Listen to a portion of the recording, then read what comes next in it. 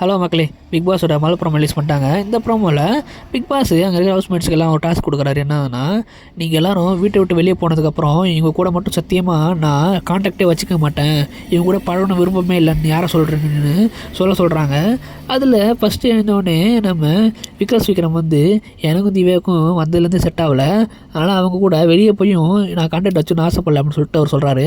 Next Viana வந்து விக்ரமை பார்த்து இவர் உள்ளே நல்லா பேசினார், எல்லார்ட்டையும் நேரடியாக நல்லா பேசுகிறாரு, பின்னாடி போனதுக்கப்புறம் அவங்களே முதுகில் குத்துன மாதிரி தள்ளி வர மாதிரி பண்ணுறாரு, இவங்க கூட வெளில வச்சுக்கணுன்னு ஆசைப்படவே இல்லை, இவர் கூட கான்டாக்ட் வச்சுக்கணும், இவர் கூட வெளில கான்டாக்ட் வச்சுக்கணுன்னு ஆசைப்படவே இல்லைன்னு சொல்லிட்டு விக்ரம் எமோஷனலாக வராரு.